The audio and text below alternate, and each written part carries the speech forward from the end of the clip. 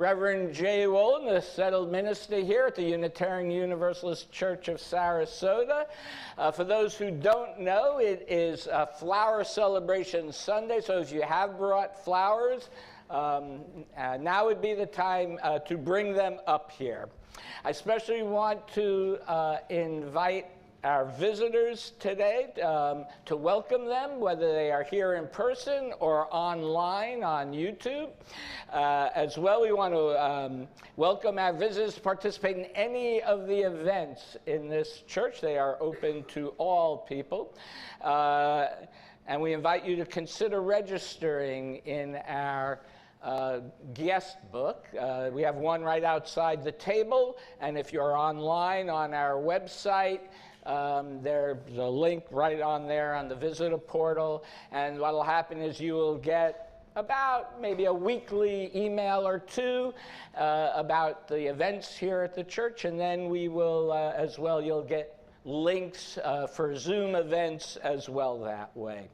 So as well, after the service we have coffee and cookies and whatever other treats are brought. They just mysteriously appear from our hospitality team. And it's a great way and time to get to know each other. A couple of special announcements. So there is an Art with Pride exhibit. It's been up in the Lexow wing, and this Friday, June 9th, there will be a reception in the evening from 5 to 7 p.m. So if you haven't had a chance to see the Art with Pride exhibit, please take a look over there. Some really excellent pieces of art. And then secondly, I just want, today is New Member Sunday. Woo! So, yeah, if you've been considering and you would like to join the church, become a member, or just to find out a little bit about membership, after the service in my office, you'll meet myself, the president, members of the welcome team, and my office is in the Lexow building right across from the sanctuary. So now I, again, invite you to rise in body and or spirit for our opening hymn, number 21, For the Beauty of the Earth, verses 1 through 3.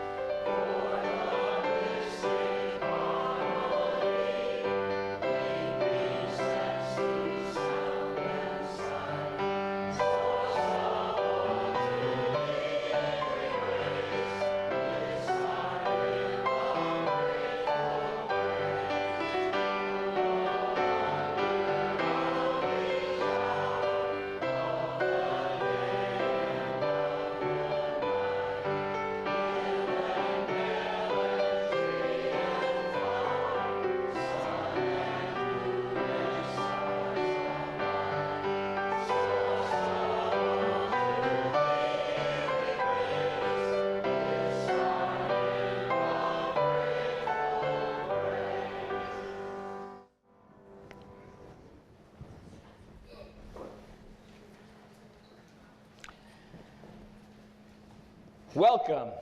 Welcome to this place of hope, this place of healing, this place of growth, this place of religious freedom. Just as the sun shines upon flowers and flowers reach for the sun, let our coming together today and every day be the nutrients that allow our roots to have depth and allow us to bloom into our full potential. Let the lighting of our chalice be a symbol of the light that is within us and among us. in all of our interactions with each other. As we light the chalice, please join together in reciting an affirmation of one of our principles, which is in the order of service and on the screen behind me, like magic. As we light this chalice, the symbol of Unitarian Universalism, we affirm our seventh principle, respect for the interdependent web of existence of which we are a part.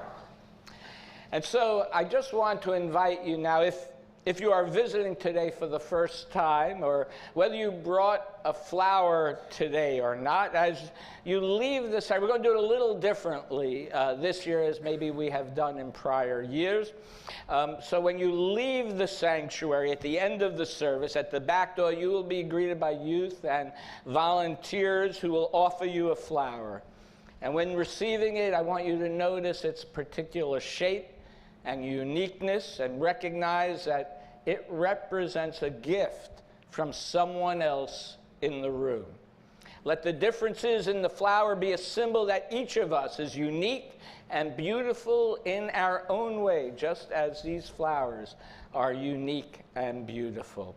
The uniqueness and diversity of the flowers are also a symbol of hope.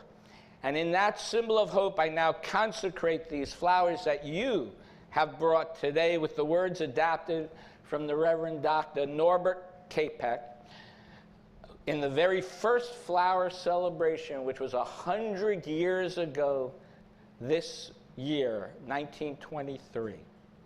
Infinite Spirit of life, we ask your blessing on these messengers of friendship and love. May they remind us amid our diversities of experience, knowledge, and gifts that we are all one. And we should be devoted to our lives together. And that what we do is holy and beautiful. May they also remind us of the value of community, of doing and sharing with one another. May we cherish friendship as a most precious gift. May we not let awareness of another's talents discourage us or sully our relationship. But may we realize that whatever we can do, great or small, that efforts of all of us are needed. May we be strengthened by the knowledge that one Spirit, the Spirit of love, unites us all. And may we continue to work together, season after season, towards a more joyful and peaceful life for all. Amen.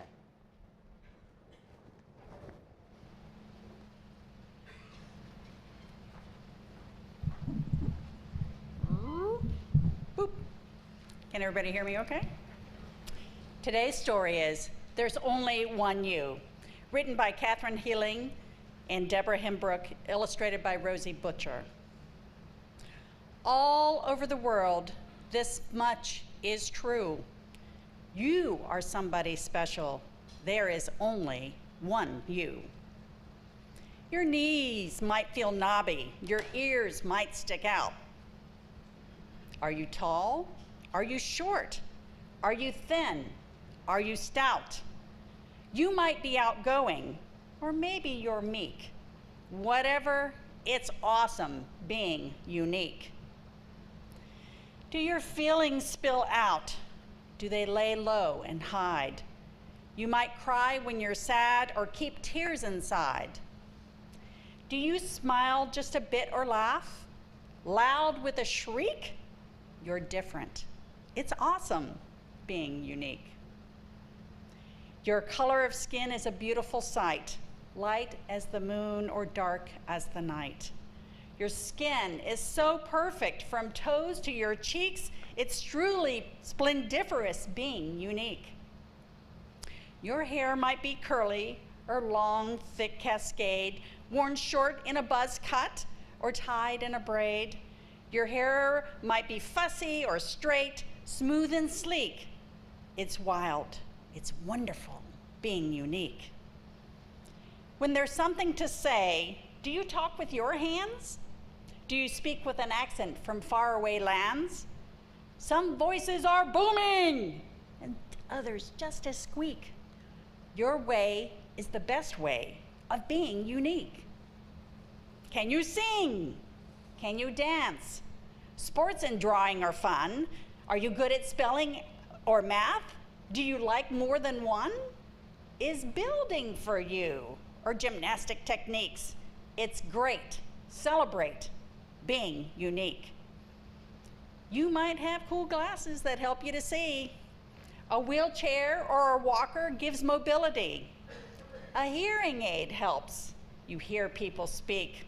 Listen, it's glorious being unique. And when it's time to dig in and learn something new, there's more than one way of seeing it through. You can walk slow and steady or in a fast streak.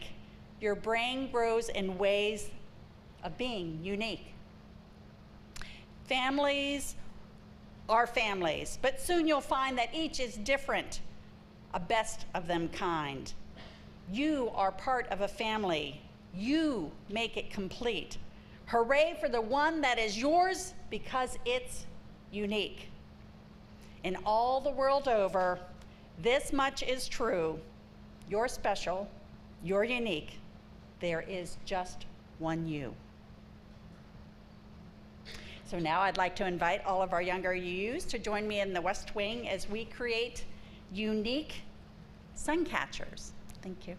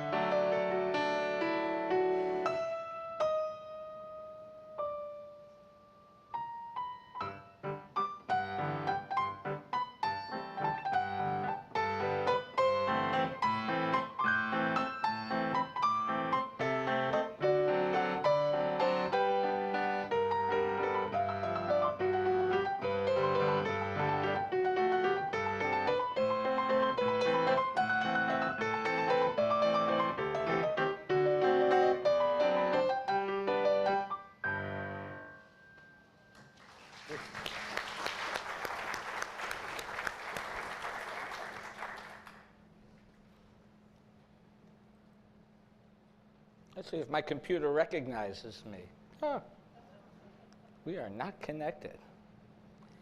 Oh, well. Oh, that's all right. It is Microsoft's trying to force their browser upon me, so it always pops up at the beginning whenever my computer reboots.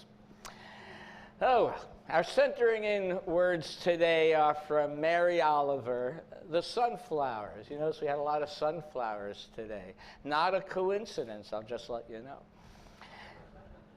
Come with me into the field of sunflowers.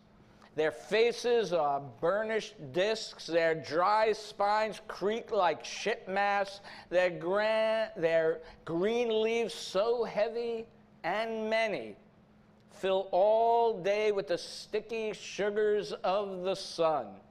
Come with me to visit the sunflowers. They are shy but want to be friends. They have wonderful stories of when they were young, the important weather, the wandering crows.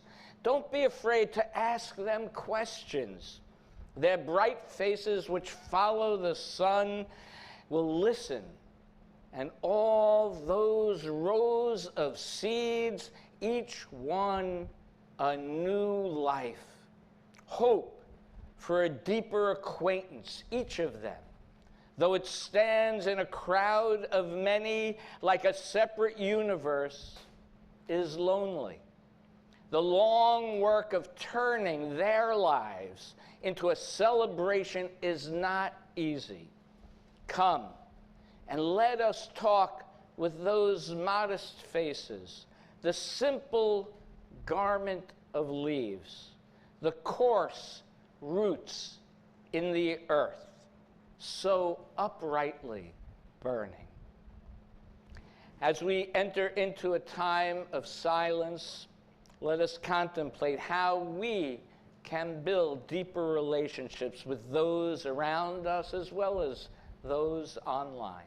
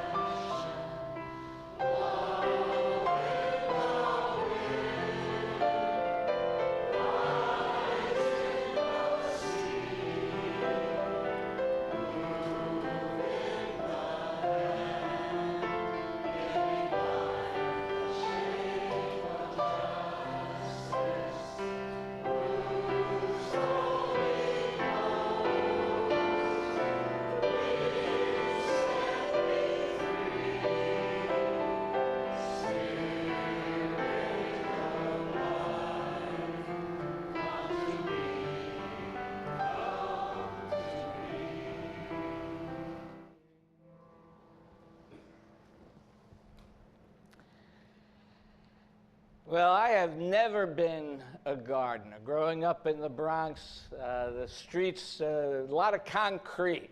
But near where I grew up in the Bronx, we had the wonderful Bronx Botanical Gardens, which you can see a picture of there. And as much as I enjoyed these, we used to go to opera in the park at the Metropolitan Opera would come up once a summer and play in the Botanical Gardens. As a fond memory of mine as a child, falling asleep to Madame Butterfly and staring at the sky, at the stars.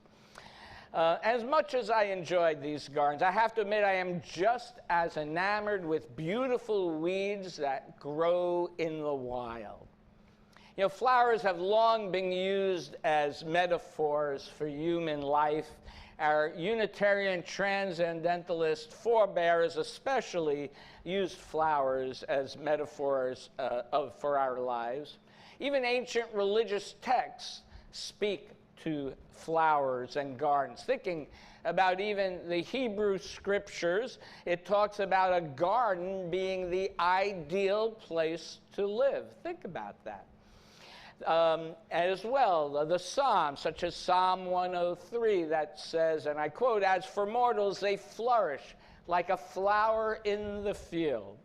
And in the Christian Gospel of Matthew, chapter 6, Jesus says, and I quote, "Therefore I tell you, do not worry about your life, about what you will wear. Is not the body more than clothing? Why do you worry about clothing? Consider the lilies of the field. They neither toil nor spin. Yet I tell you, even Solomon in all his glory was not clothed like one of these.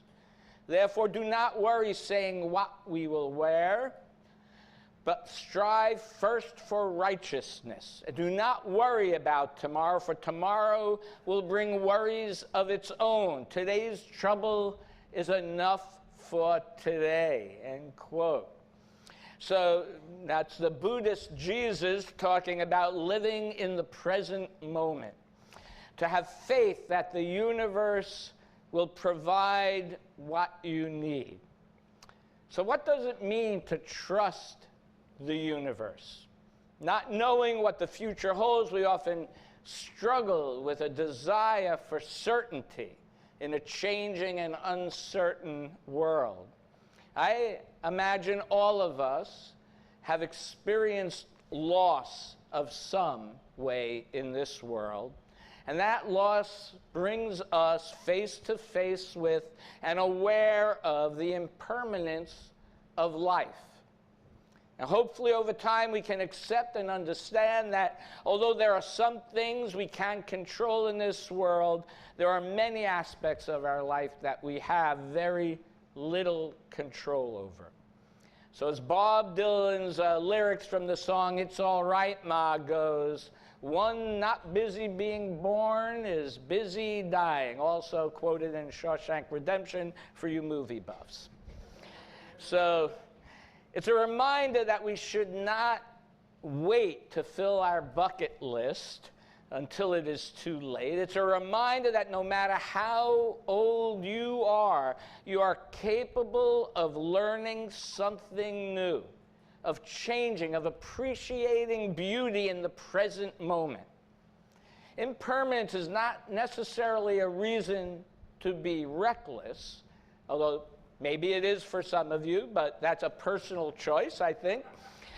Recognition of impermanence is just a reminder that the future is unknown, and that can be a very hopeful thought, right? If the future is unknown, we can change the future.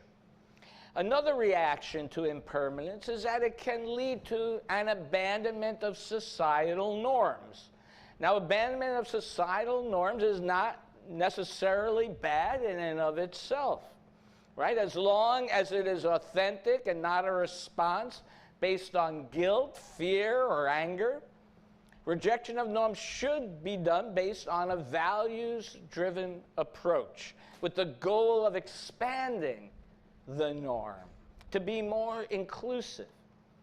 And I feel that is what we try to do, what we experiment with here as a congregation, as a church, right? A balance of an intentional structure, intentionally expanding what we consider a norm, right? We create a structure where people can examine and explore without fear what their religious and spiritual beliefs are and how they are expressed in community with one another.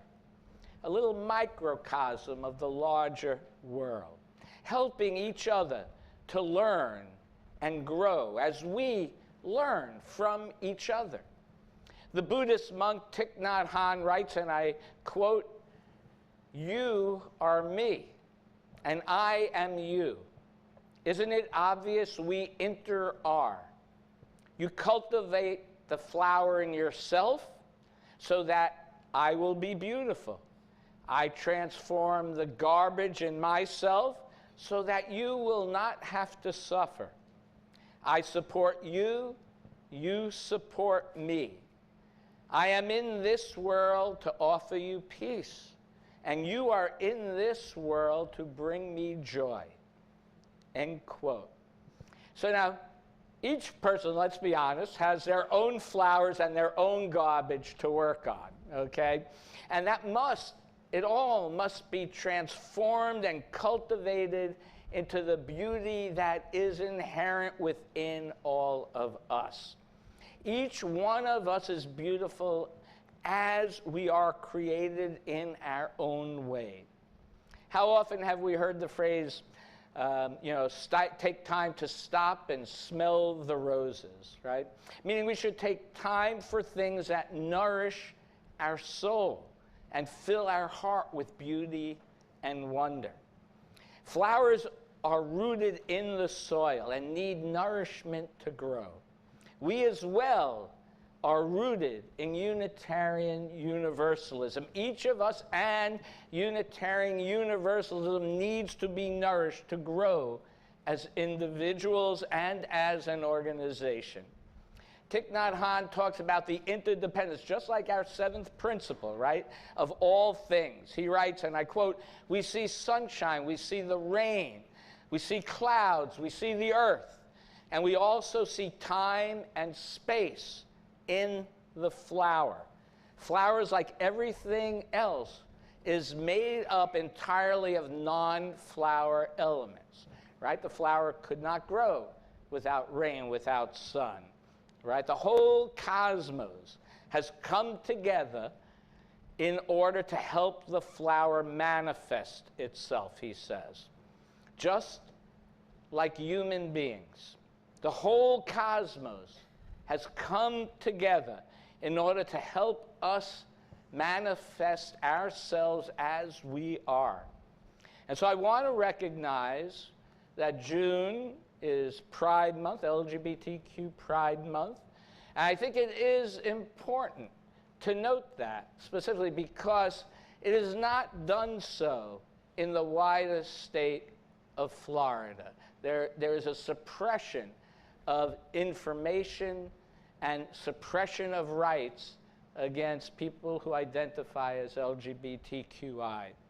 And so I think it is important that we realize the cosmos has come together to manifest us as we are, and whether that is straight, lesbian, gay, transgender, bisexual, gender non-binary, queer, intersex, asexual, we are all part of the same interdependent web of existence, the oneness of the universe. We are all beautiful, unique flowers that have grown from the rich soil of this universe.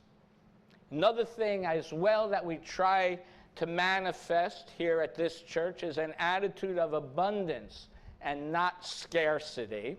And it is with that thought in mind that I now ask you to nourish this organization as we take our offering. Please be as generous as you can. For those online or those on a cell phone, there's a link on the YouTube video or in our website. Let this sacred time begin.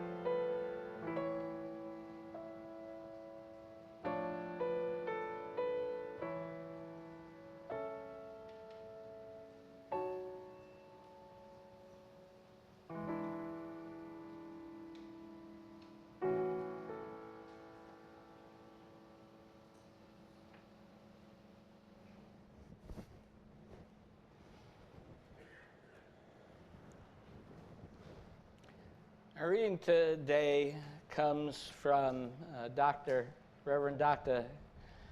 Kopic. Just before he was put to death in the Dachau concentration camps, he wrote this prayer reflecting on his own life and the state of his spirit. It is worthwhile to live and fight courageously for sacred ideals. Oh, blow ye evil winds into my body's fire. My soul you'll never unravel. Even though disappointed 1,000 times or fallen in a fight, and everything would worthless seem, I have lived amidst eternity. Be grateful, my soul, my life was worth living. He who was pressed from all sides but remained victorious in spirit is welcomed into the choir of heroes. Those who overcame the restraints giving wing to the mind is entering into the golden age of the victorious.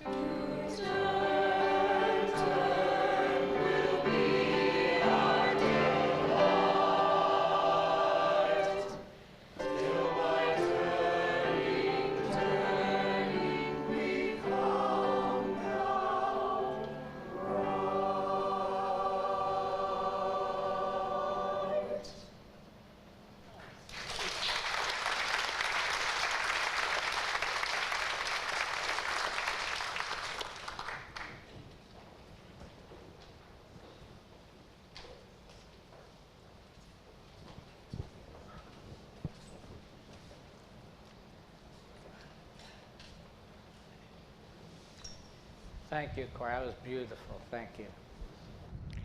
So 2023 is the 100th anniversary of the flower celebration in Unitarian and Unitarian Universalist churches. And I do think it's important to look back and see how it originated.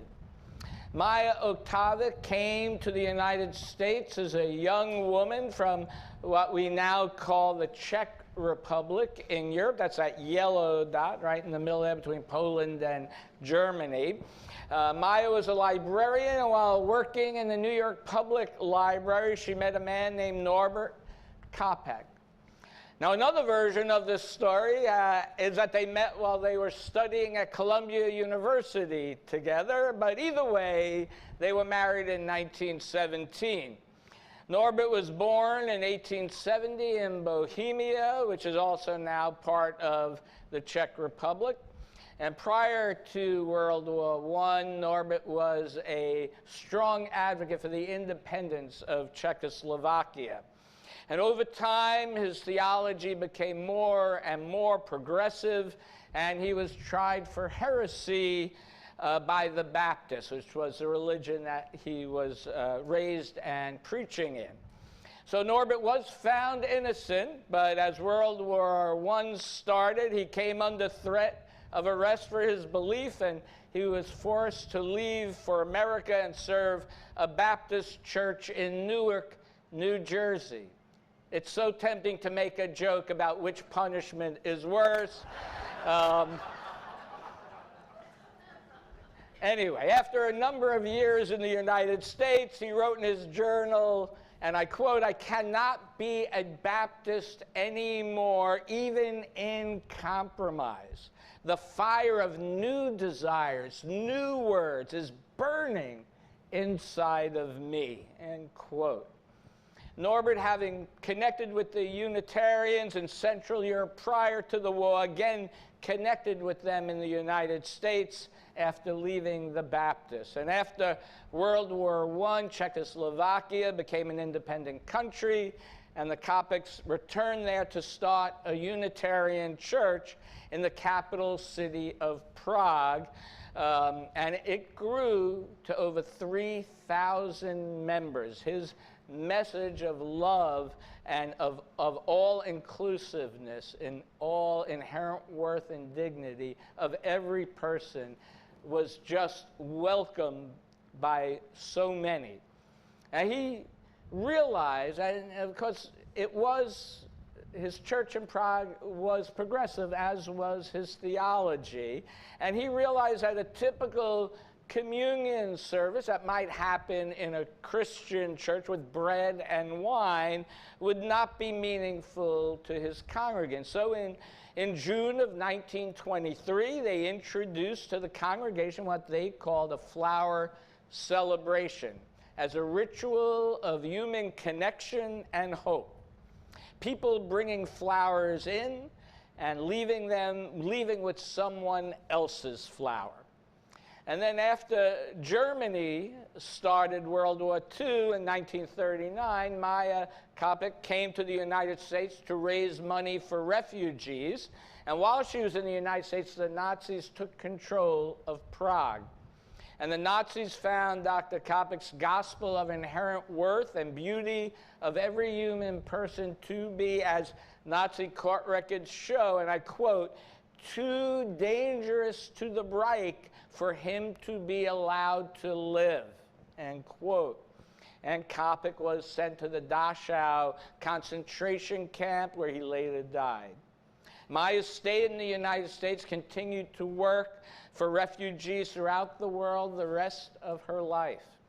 She also introduced the flower celebration to the Unitarian congregations in the United States, where next to lighting a chalice is probably one of the most common rituals in Unitarian Universalism.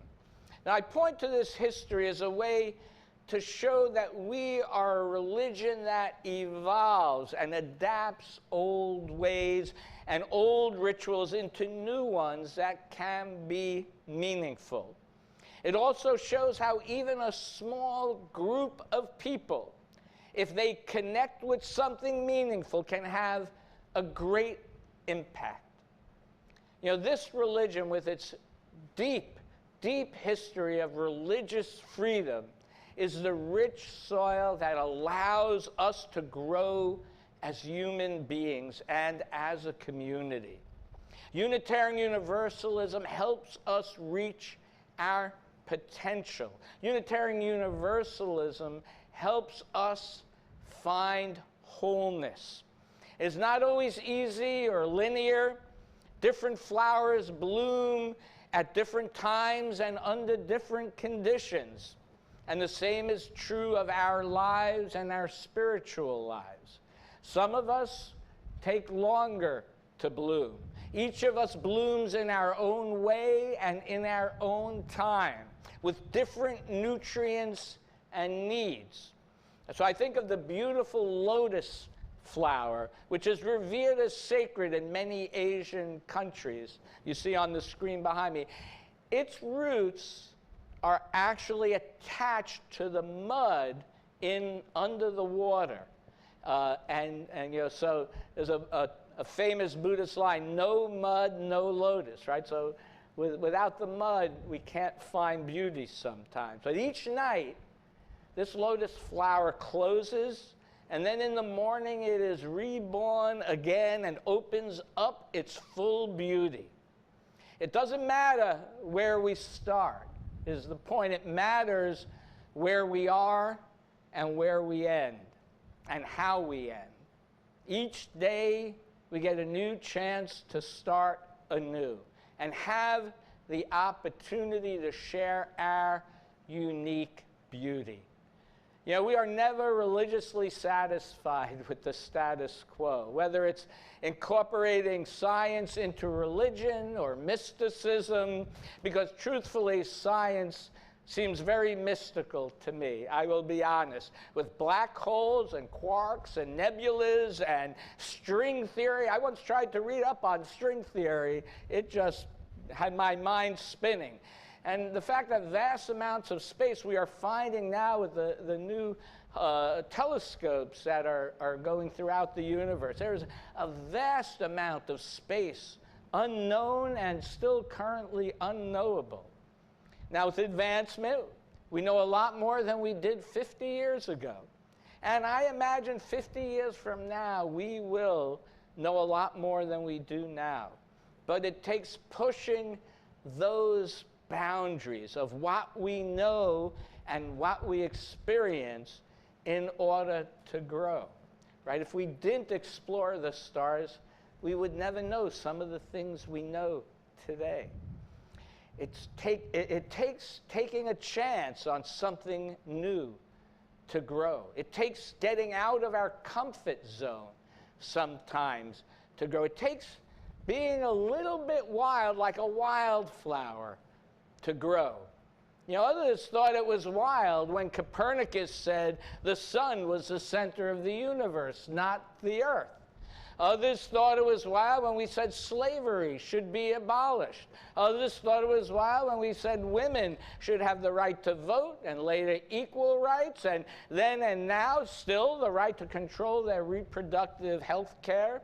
Others thought it was wild, or think it is wild, when we say it's important that we teach young people about having healthy, authentic sexual identities. It is why we are going to be having an hour, our whole lives, sexuality education class for our youth come January 2024.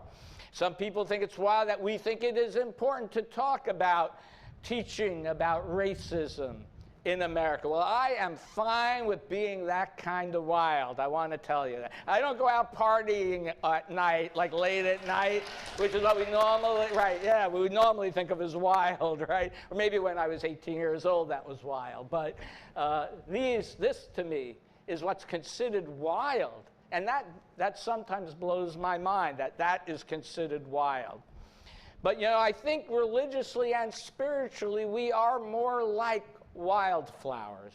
Wildflowers are resilient, right? Yeah, and if nothing else, we are resilient as a religion, challenging the status quo, speaking the truth to power, finding unity in our diversity, And despite traditional religion trying to suppress Unitarian and Universalism and Unitarian Universalism, going back to the time of Jesus, the traditional religions have been trying to suppress us and our ideas. And I am telling you, we are still here. We are resilient, because just the fact that we are still here tells me we are resilient. Wildflowers are adaptable to wherever they grow, right? And that is true of Unitarian Universalism as well. We do not accept the word of some book written thousands of years ago. We do not accept the phrase, this is the way it has always been done. We look at the world we live in as it is, and we adapt to it. We look at our community and the world as we imagine it can be, and we adapt to create such a community and such a world. Wildflowers are all different and beautiful in their own way. As you can see, this is just a sample of them here. And that is certainly truly who we hope to be when we say we want to be inclusive, to create an environment where diverse people can grow into their wholeness in the ways that nurtures each of us, which will be different for each of us. Wildflowers are free. They grow where we don't expect them to, and I think that is true for us as well. The direction we take as a religion is never a straight line forward, but we go to the places where other religions fear to tread, right? We lead, and by doing so, we have and we continue to pave the way for others to follow. Our religious principles have led us to advocate for abolitionists, suffragettes, the LGBTQ community, and more recently for anti-racism and anti-oppression. We do not demand a dogma that you believe one particular thing or do something in a particular way, but we encourage you to explore the many dimensions of your spiritual and religious life, and life in general, because that is, all parts of our life can be spiritual and religious if we look at it in that way. And hopefully you will find that it will lead you to places that you did not expect. So persevere, my friends. Persevere in this beautiful, important, and meaningful tradition that encourages your uniqueness in an inclusive community, a beloved community. May it be so. I invite you to rise in body and or spirit for our closing hymn, number 305, De Coloris.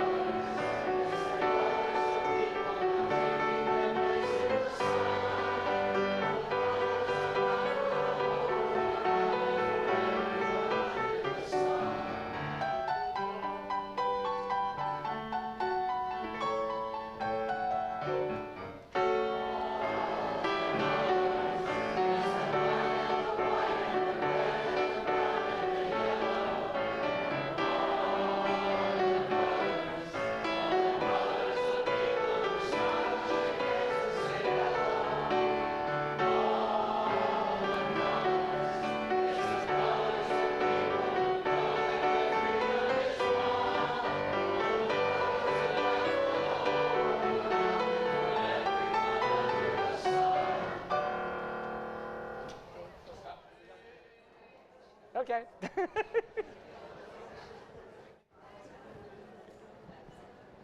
Yeah, let's do it.